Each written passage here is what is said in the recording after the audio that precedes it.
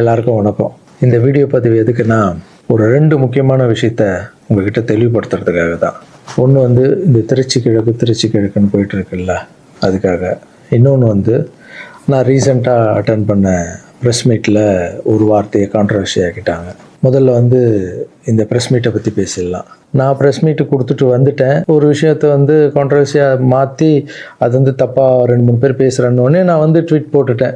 எழுத்துப்பூர்வமாக போட்டுட்டு, நான் ஏங்க மக்களை போய் அப்படி பேச போகிறேன், நான் ஏன் மக்களை போய் அப்படின்னு நினைக்க போகிறேன். தெரு நாயிலிருந்து வீடு வரைக்கும் புரிதலை பற்றி பேசணும்னு நினச்சேன். நான் பாட்டு ட்வீட் போட்டு எழுத்துப்பூர்வமாக போட்டுட்டு நான் ஷூட்டிங் போயிட்டேன். ஷூட்டிங் பண்ணிக்கிட்டே இருக்கோம். 2 நாளுக்கு அப்புறம் பார்த்தீங்கன்னா ஃப்ரெண்ட்ஸ் எல்லாம் ஃபோனு, நண்பா நீ இதுக்கு ஒரு வீடியோ போட்டால் நல்லாயிருக்கும், எல்லாம் தப்பாக புரிஞ்சிட்டு இருக்காங்க, ஒரு சிலர் இதை அட்வான்டேஜாக எடுத்துக்கின்னு உன்னை பற்றி தப்பாக பேசிகிட்டு இருக்காங்க அப்படின்னா, இப்போ அதான் ஒரு தடவை ட்வீட் போட்டுட்டான்ல, விட்டு நம்ம அதுக்கு போய் சும்மா பேசிகிட்டு இருக்கக்கூடாது.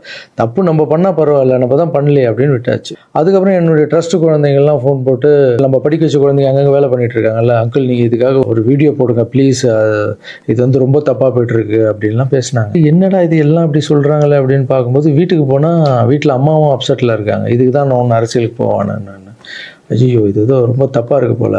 ஃப்ரெண்ட்ஸுங்கிட்ட எல்லாம் கேட்டு பார்த்தா, நம்ம சொன்ன எண்ணங்கள் வேறு, இவங்க தப்பாக பேசிகிட்டு இருக்காங்க, அதுவும் ரொம்ப தப்பாக இருக்குது அப்படின்னும் போது, எனக்கு ரொம்ப க்ளோஸான ஒரு பையன் ஒருத்தர் இருக்கார் என்னுடைய ட்ரஸ்ட்டில். அவர் பேர் ராஜகோபால். அவர் ஒரே ஃபோனில், அங்கிள் நீங்கள் இதுக்கு ஒரு ட்வீட் போட்டு ஆகணும், நீங்கள் அந்த ராஜகோபால் யாருன்னு நான் உங்களுக்கு இன்ட்ரடியூஸ் பண்ண போகிறேன். இது வரைக்கும் நான் பசங்களை டான்ஸ் ஆட வைக்கிறாருன்னு மேலோட்டமாக பார்த்துருக்கீங்க, பசங்களை படிக்க வச்சுருக்காங்கன்னு மேலோட்டமாக பார்த்துருக்கீங்க, அவங்க ஹாப்பியாக இருக்காங்க, இவங்க டான்ஸ் ஆடுறாங்க, இவங்களை படிக்க வைக்கிறாங்க, மாஸ்டர் பர்த்டே கேக் வெட்டுறாரு, இது மட்டும் தானே பார்த்துருக்கீங்க. ஒவ்வொரு வாழ்க்கையிலும் எவ்வளோ கஷ்டம் இருக்குது, அவங்கள நான் எவ்வளோ கஷ்டப்பட்டு வளர்த்தேன் அப்படின்றதெல்லாம் அப்போல்லாம் ரீல்லாம் இல்லை. இப்போ சொல்கிறேன், ஒரே ஒரு பையனுடைய அவர் எப்படி சேர்ந்தார், அவருடைய கஷ்டம் என்ன, நான் எவ்வளோ கஷ்டப்பட்டேன், அவர் இப்போ எந்த நிலைமையில் இருக்கார், எந்த நிலைமையில் இருந்தாலும் நான் அவர் எப்படி விடாமல் இருக்கன்றதை அந்த பையனை இன்ட்ரடியூஸ் பண்ணுறவாங்க. இவர் பேர் தான் ராஜகோபால். இந்த வீடியோவில் பேசியே அவனுன்ற முடிவில் வந்திருக்காரு. இவர் நிறைய ஆசைப்பட மாட்டார், ஏதாவது ஆசைப்பட்டு கேட்டால் செஞ்சிடணும், எல்லாம் கொஞ்சம் கோவம் வர அவருக்கு. இவர் யாருன்னு முதல்ல நான் சொல்கிறேன். இவர் சேர்ந்தது 20 வருஷத்துக்கு முன்னாடி என்கிட்ட சேர்ந்தார்.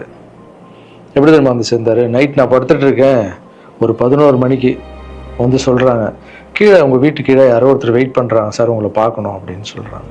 இல்லைங்க 11 மணி ஆயிடுச்சு, காலையில் வர சொல்லுங்க அப்படின்னு. ஒரு சிலர் படிப்புக்கு ஹெல்ப் கேட்டு வருவாங்க, இந்த ஆர்ட் ஆப்ரேஷன் ஹெல்ப் கேட்டு வருவாங்க அப்படின்னு நினச்சி, சரி படிப்புக்காக தான் வந்திருப்பாங்க நான் நினச்சிக்கிட்டு காலையில் வர சொல்லுங்கன்னு சொல்கிறேன். இல்லை அப்பா அம்மா இல்லை, யாருமே இல்லை, ஊர்லேருந்து உங்களை நம்பி வந்துட்டாராம், ஸோ உங்களை பார்க்கணுன்னு வெயிட் பண்ணுங்கிறார். கீழே போய் பார்த்ததும் தான். அப்போ இவர் கொஞ்சம் நடப்பார், நல்லா நடப்பார். கொஞ்சம்னா பெண்டாய் நடந்து போய் வர அளவுக்கு இவரால் முடியும். போய் பார்த்தேன், அப்படியே கண்ணில் அப்படியே தண்ணி, அப்படியே கலங்கி என்னை அப்படியே கட்டி பிடிச்சார் 20 வருஷத்துக்கு முன்னாடி இவர். ஸோ அந்த அணைப்பிலே எனக்கு ஃபீல் ஆச்சு, இது வலி உள்ளே ரொம்ப இருக்குது, அவருக்குள்ளே நிறைய வலி இருக்குதுன்னு என்னால் ஃபீல் பண்ண முடிஞ்சது. ஏடாக்க நானும் உட்காந்து கேட்டேன், இல்லை சார் எனக்கு அப்பாவும் இல்லை அம்மாவும் இல்லை யாரும் இல்லை, என்னால் கொஞ்சம் தான் நடக்க முடியும், எனக்கு நீங்கள் உங்களை பற்றி கேள்விப்பட்டேன் சார், நான் இங்கேயே உங்கள் கூடவே தங்கிக்கிறேன் சார், உங்களை பற்றிலாம் நான் படிச்சிருக்கேன் சார், எனக்கு அப்பாவா அம்மாவா இருந்து நீங்கள் என்னை பார்க்கணும் சார் அப்படின்னு. அந்த நைட் டைமு, அவருடைய பேகு, நடக்க முடியாத ஒரு சூழல் அப்படியே பார்த்து, அப்போ தான் நான் ஆரம்பித்து சின்ன குழந்தைங்க இருக்காங்க, பெரியவங்களை எப்படி சேர்த்துக்கிறது உள்ள, குழந்தைங்க கூட போய் எப்படி நம்ம இவங்கள மிக்ஸ் பண்ணுறது, இந்த டவுட்டெல்லாம் இருக்குது மைண்டில், இதெல்லாம் ஓடுது. எல்லாம் சின்ன பசங்களாக இருக்காங்க, இவர் பெரியவராக இருக்கார், எப்படி உள்ள இதெல்லாம் போயிட்டு இருக்கும்போது கூட யோசனை பண்ணிக்கிட்டே இருக்கேன். பட் எது நடந்தாலும் இல்லை, கடவுள் அமைச்சிருக்காரு, அவ்வளோதான், சேவையே கடவுள், வாங்க நான் பார்த்துக்கலாம் அப்படின்னு அவர் அப்படியே உள்ளே கூப்பிட்டு போய் ஃபஸ்ட் டைம் சாப்பாடு போடுறோம் வீட்டில். அந்த பசியில் அவர் சாப்பிட்டது அதெல்லாம் கூட இன்னும் கூட எனக்கு ஞாபகம் இருக்குது. அந்த பசியில் சாப்பிடும்போது கண் கலங்கிட்டே இருந்தார், அவ்வளோ பசியில் இருந்தார் அவர். ஸோ இவருக்கு கீழே ஒரு ரூம் கொடுத்து, ஆஃபீஸ்க்கு போகிறதுக்கு முன்னாடி கீழே ஒரு ரூம் கொடுத்து, இவருக்குன்னு ஒரு செப்பரேட் ரூம் கொடுத்து, குழந்தைங்கள்லாம் உள்ளே இருப்பாங்க, இவர் மட்டும் ஆஃபீஸ்க்குள்ளே போகிறதுக்கு முன்னாடி ஒரு ரூம் கொடுத்து இங்கே தங்குங்கன்னொடனே அவர் அழுது எல்லாம் பயங்கர ஹாப்பியாக ஸ்டே ஆகிட்டார். அப்புறம் பார்த்தீங்கன்னா அப்படியே காலம்போது என் கூடவே இருக்காரு, ஹாப்பி, எல்லாமே மறுபடியும் இம்ப்ரூவ் ஆயிடுச்சு. ஒரு 3-4 வருஷத்துக்கு அப்புறம் ட்ரஸ்ட்டுக்கு நிறைய பேர் போகிறது இதெல்லாம் இருந்தது. அப்புறம் ஆஃபீஸில் உட்காரோன்னா இவர் ரூம் பக்கத்துலேயே இருந்ததால் நான் என்ன சொன்னேன்னா, கண்ணா நம்ம ரூம் நம்ம மேலே மாற்றிக்கலாம், ஏன்னா ஆஃபீஸ் இருக்குது, உங்களுக்கும் தூங்கணும், டிஸ்டர்ப் ஆகும், நிறைய க்ரௌட் வந்துட்டு போகிறாங்க அப்படின்னு கேஷுவலாக, நம்ம பிள்ளை தானே, நீ மேலே எடுத்துக்கிடா கண்ணா அப்படின்னு சொல்லிட்டு போயிட்டேன். திடீர்னு நைட்டு ஃபோன் வருது, ராஜகோபால் கழுத்தை அறுத்துக்கிட்டாரு, அவருக்கு ரத்தம் ஊற்றுதுன்னு. என்னன்னு புரியல. நானும் ஒய்ஃபு எல்லாம் பதறிச்சுட்டு ஓடணும். போய் பார்த்தா ஒரு பிளேடில் எடுத்து கழுத்தை அறுத்துட்டு இருக்காரு. என்னன்னு ஒர்க்கர்ஸ் கிட்ட கேட்டால் அவங்க சொல்கிறாங்க, இல்லை நீங்கள் கீழே ரூம்லேருந்து மேலே மாற்றிட்டீங்களா அப்படின்னு. பார்க்கறதுக்கு தான் இவர் விளையாட்டு போல மாதிரி இருப்பார், அமைதியாக இருப்பார், பயங்கர வால் இது. உடனே நைட்டு ஹாஸ்பிட்டலுக்கு அந்த சூழலை கொஞ்சம் நினச்சி பாருங்கள. இதெல்லாம் இல்லாமல் நான் நார்மலாக நிம்மதியாக படம் பண்ணணுமா, வந்தோமா, எக்ஸசைஸ் பண்ணணுமா, தூங்கணுமா அப்படின்னு நான் இருந்திருக்கலாம்ல. மக்களுக்கு ஏதோ ஒன்று பண்ணணும் தானே. இந்த ஒரு பையனுக்கே எப்படி நைட்டெல்லாம் போய் ஹாஸ்பிட்டலில் உட்காந்து அவருக்கு என்ன ஆகுமோ ஏது ஆகும்னு பயந்து, அதுக்கப்புறம் கூப்பிட்டு வந்து எதுவும் ஆகலன்னு கண்ணா இப்படி பண்ணாதுன்னு அதுக்கப்புறம் தான் அவரே புரிஞ்சுக்கிட்டார். ஒரு மாதம் மேலே இருந்தவொடனே, ஆமாம் மாஸ்டர் கீழேன்னா எல்லாம் வந்துட்டு போவாங்க, எனக்கு தூக்கமே இருக்க, மேலே நிம்மதியாக இருக்கு மாஸ்டர், ஹாப்பியாக இருக்குன்னு. இந்த மாதிரி பசங்களுக்கு டக்குன்னு கோவம் வந்துடும். அதை புரிஞ்சுக்கணும். இந்த ஒரு பையனுக்கே இந்த ஸ்டோரி இருக்குது. அதுக்கப்புறம் இவர் என்ன பண்ணார், நல்லா நடந்திருந்த பையன் வெளியே போகாதுன்னு சொன்னால் என்ன கேட்காம ஏதோ வெளியே போயிருக்கார். ஏதோ ஒரு இடத்துல போய் விழுந்து பேக் போன்னு அடிபட்டுருச்சு. அவ்வளோதான், ஆப்ரேஷன் பண்ணாதான் இவரால் உட்காரவே முடியும்னு சொல்லிட்டாங்க. சரி, ஒரு ஹாஸ்பிட்டல் நான் டிசைட் பண்ணி ஆப்ரேஷன் போனாலும் நான் இந்த ஹாஸ்பிட்டல்லாம் ஆப்ரேஷன் பண்ணிக்க மாட்டேன், நான் காவேரி ஹாஸ்பிட்டலில் தான் ஆப்ரேஷன் பண்ணிக்கன்னு சொன்னார் அவர். ஏன்டா அது காவேரி ஹாஸ்பிட்டலில் அந்த டைமில் வந்து கலைஞர் ஐயா இருக்கார்ல, அவர் வந்து அந்த ஹாஸ்பிட்டலில் உடம்பு சரியில்லாமல் இருந்தார். இவர் அந்த நியூஸ்லாம் பார்த்துட்டு காவேரி ஹாஸ்பிட்டல் தான் சிஎம்லாம் இருக்காங்கல்ல, அதான் பெரிய ஹாஸ்பிட்டல், அங்கே தான் எனக்கு வேணும் அப்படின்னு. என்ன பண்ணுறது, தம்பி போல புள்ள மாதிரி வந்துட்டாரு. அதே காவேரி ஹாஸ்பிட்டல் கூட்டு போய் அங்க ஒரு டாக்டர், இப்போ டாக்டர் பேர் என்ன கண்ணா? ஷாம் சுந்தர் டாக்டர். இப்ப கூட போய் பார்த்துட்டு வந்தீங்கல்ல, இப்ப கழுத்துக்கு அவர் ப்ராப்ளம், இப்ப போய் பார்த்துட்டு வந்திருக்காரு. உங்களுக்கு ஆபரேஷன் எத்தனை நாள் ஆச்சு, எத்தனை வருஷம் ஆச்சு? 5 வருஷம் ஆச்சு. 5 வருஷத்துக்கு முன்னாடி அந்த காவேரி ஹாஸ்பிட்டலே போய் இவருக்கு ஆபரேஷன் பண்ணி, இதெல்லாம் பப்ளிசிட்டி பண்ணணும்னு சொல்லியிருந்தா கீழே விழுந்தது போட்டிருக்கணும், ஆபரேஷன் டாக்டர் எப்படி பண்றாருன்னு போட்டிருக்கணும். ஆபரேஷனுக்கு அப்புறம் என்ன தெரியுமா நடந்தது, அதுதான் ஆபரேஷனுக்கு அப்புறம் இவரால நடக்க முடியாது, ஒரு ஆளை போட்டு தான் பாத்துக்கணும்னாங்க. அப்புறம் இவருக்கு ஒரு அம்மா வேலைக்கு ஆளை போட்டோம் இவரை பாத்துக்கிறதுக்கு வீட்டுல. இதெல்லாம் என் சொந்த வீட்டுல வளர்க்குறேங்க, நான் ஃபர்ஸ்ட் வாங்கின வீட்டுல வளர்க்குறேன். ஆமா, இதெல்லாம் என்ன சர்வீஸ், மக்களுக்காக பண்றது. மக்கள் பணத்தால் தான் நான் நல்லா இருக்கேன். மக்களை போய் நான் தப்பா பேசுறேன்னு சொன்னோன்னே வலிச்சிருச்சு. எங்க அம்மாவே வீட்டுக்கு போற அழுதுட்டாங்க, இதுக்கு தான் நீ அரசியலுக்கு போவானான்னு சொன்னேன். ஒரு பையனுக்கு எப்படின்னா எத்தனை பிசிக்கல் சேலஞ்ச் நீங்க பார்த்துருப்பீங்க, என்னெல்லாம் நடந்திருக்கும் என் லைஃப்ல. அதை விட 60 குழந்தைங்களுக்கு என்னென்ன ப்ராப்ளம். ஒரு குழந்தைக்கு கொரோனா வந்து எல்லா குழந்தைக்கும் கொரோனா வந்து. இப்பதான் வந்து ட்ரஸ்ட்ல எல்லா பசங்களும் பெருசாயிட்டாங்க, ஒரே ட்ரஸ்ட்ல இருக்கக்கூடாதுன்னு பசங்க அங்கங்க படிக்க வச்சு அவங்க பாட்டி வீட்லயே அங்கங்க இருக்காங்க.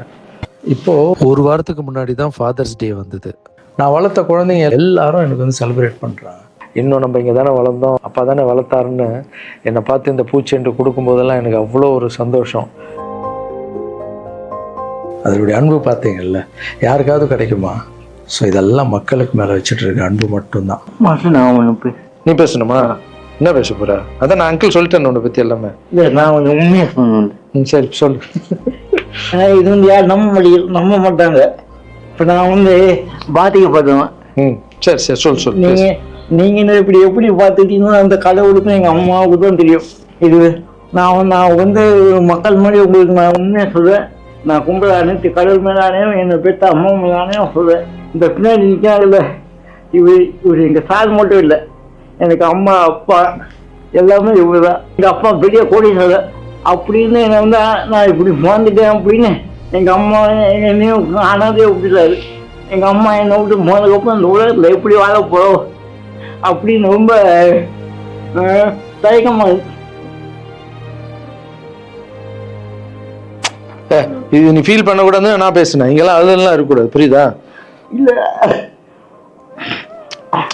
டே ஆமா, இதெல்லாம் அழக்கூடாது. நீ ஸ்டாப் பண்ணி பேச வேணாம், நீ பேச வேணாம். இல்ல, நான் பேச ஆகணும். உனக்கு அடைக்கண்டா, தொண்டை அடிச்சுன்னா பிரச்சனை வரும். என் உயிரை போனாலும் பரவாயில்ல, என்ன என் உயிருக்கு கொடுத்து நீங்க இப்போ எங்க அம்மா எங்க எப்படி 10 மாசம் சுமந்து பெற்றாங்களோ அது மாதிரி இப்போ நான் உயிரோட உங்க முன்னாடி இருக்கேன்னா இந்த இவரு கொடுத்த தைரியமும் இவரு கொடுத்த 10 லட்ச ரூபா செலவு பண்ணி தான் நான் இப்போ உட்காந்துருக்கேன். இன்னொரு தகுதிக்கு அவ்வளோ கூடிய ஹாஸ்பிட்டல் நான் போய் ஆப்ரேஷன் பண்ணது கனவுக்குள்ள நினைக்க முடியாது. ஒருத்தங்க ஹாஸ்பிட்டல் போய் சேர்க்கும் போது அவங்க சொந்த பண்ணோம் ஏதாவது வந்து பார்ப்பாங்க, ஆனால் என்னையாலும் வந்து பார்க்கறதுக்கு ஆள் கிடையாது. ஆனால் என் மாசு அந்த ஒரு கோலை கூட தெரியாம டெய்லி வந்து பார்ப்பாரு. போதும் உங்க பேர் ஆல்ரெடி கழுத்து வலியில இருக்க, ரொம்ப பேச எமோஷனல்லாம் டிஸ்டர்ப் ஆகும். உங்களை கிட்ட போய் சொல்றது இந்த உலகத்துக்கு நான் வந்து நீங்கள் எப்படி சொல்லி நான் போனால் கூட பரவாயில்ல. ஏன்னா உங்களை எல்லாரையும் தப்பாக பேசுகிறேன், எனக்கு ரொம்ப கஷ்டமா இருக்கு. சரி அதெல்லாம் புரிஞ்சுப்பாங்க கண்ணா, அதெல்லாம் மக்கள் தப்பா பேசல, தப்பா பேசுற மாதிரி பண்றாங்க. நான் சொந்த வீட்டை கூட எங்களுக்காக கொடுத்துட்டு ஒரு வாழை வீட்டில் போயிருந்தாரு. இந்த காலத்தில் அப்படி யாருங்க செய்வா? இந்த ஒரு பையனுடைய வாழ்க்கையில எவ்வளோ கஷ்டங்க, எத்தனை குழந்தைங்க வளர்த்துருப்பேன், எவ்வளோ கஷ்டத்தை பார்த்துருப்பேன். எனக்கு ஒன்றே ஒன்று பண்ணுங்க, எங்கள் அண்ணன் தப்பாக பேசியிருக்க மாட்டார், யார் என்ன தான் சொன்னாலும் அவர் இதை பண்ணியிருக்க மாட்டார்ன்ற சப்போர்ட் மட்டும் எனக்கு போதும். ஏன்னா எங்கள் அம்மாண்ட இவ்வளோ கெஞ்சி எத்தனை வருஷத்துக்கு அப்புறம் அம்மா ப்ளீஸ் ப்ளீஸ்மான்னு சொல்லி விஜய் சார் வந்ததால் ஒரு நம்பிக்கை வந்து அம்மா போன்னு சொன்னாங்க. இப்போது இந்த விஷயம் எப்போ ஸ்டார்ட் ஆச்சோ இந்த கான்ட்ரவர்சி, அப்போத்துலேருந்து அம்மா மறுபடியும் பார்த்தியா நான் இதான் சொன்னார். ஏன்னா அம்மாவுக்கு 70 வயசு ஆகிடுச்சுப்பா, அவங்க சொல்லி புரிய வைக்க முடியாது. அம்மா ஒரு சிலர் தான் வீடியோ போடுறாங்க, பொதுமக்களுக்கு ஒன்றுமே இல்லை நம்ப மாட்டாங்கம்மான்னு சொன்னால் கூட அவங்களுக்கு ஒரு மாதிரி இருக்கும், வயசானவங்க இல்லை, நம்ம போய் எழுத்தும் பேச முடியாது. ஏன்னா நிறைய பேர் நான் பார்க்குறேன், இன்னும் எல்லாத்துக்கும் அம்மா அம்மா அம்மா அம்மான்னு. அம்மா தானே சார் எனக்கு என்னுடைய ஃபஸ்ட்டு ரசிகை, எங்கள் அம்மா ஃபஸ்ட்டு குரு, ஃபஸ்ட்டு டீச்சரு, அதுக்கப்புறம் என்னுடைய தெய்வம், என்னுடைய பெஸ்ட்டு ஃப்ரெண்டு, எல்லாமே என் வாழ்க்கையில் தாய் தாங்க. தாய் இல்லைன்னா நான் இல்லவே இல்லைங்க, நான் மட்டும் இல்லைங்க, இந்த உலகத்தில் யாருமே இல்லை. என் தாயுடைய ஆசீர்வாதம்னா நான் வந்து இருக்க முடியாது. நான் பேசினா தாயின்னு வரும், அது வரலன்னா தான் தப்பு. நீங்கள் என்ன எல்லாத்துக்கும் தாய் தாய் தாய், நான் அப்படி தான். அப்புறம் இன்னொரு வார்த்தை கூட கேட்குறீங்க, ஏன் வர்றதுன்னா வர வேண்டியதானே, ஏன் மக்கள்கிட்ட போய் கேட்கணும்? மக்கள் திருப்பி மகிழ்ச்சியும் திருப்பின்ட்டு இருக்குல்ல. மற்றவங்களாம் கேட்க மாட்டாங்க, வந்துடுவாங்க. நான் மற்றவங்க கேட்க மாட்டாங்க, நான் கேட்பேங்க. என் சொந்தத்தை எல்லாரையும் கேட்குறேன், அதுமாரி மக்கள்கிட்ட ஒரு வார்த்தை கேட்டா என்ன தப்பு? ஏன்னா அவங்க தான் என்னை வாழ வச்சாங்க, அவங்க தான். ஒரு வேளை வந்து லாரன்ஸ்னா நீ அரசியலுக்கு வராத, ட்ரஸ்ட் விஷயமே போதும்னு ஒரு வேளை அவங்க நினச்சிருந்தா கேட்குறதுல என்ன தப்பு? அவங்களுக்கு மரியாதை கொடுக்குறதுல என்ன தப்பு? இனிமேல் நான் கேட்டு தான் பண்ணுவேன். 4 பேருக்கு சாப்பாடு போட்டால் அரசியலுக்கு வந்துடலாமா? மாற்றுத்திறனாளிக்கு 2 பேருக்கு டான்ஸ் சொல்லி கொடுத்துட்டா அரசியலுக்கு வந்துடலாமா அப்படின்னு கேட்குறீங்க. நான் 4 பேருக்கு சாப்பாடெல்லாம் போடலாங்க. பார்த்தீங்கல்ல, ஒருத்தருடைய லைஃபையே வளர்த்து எடுக்கிறேங்க, ரொம்ப கஷ்டம்.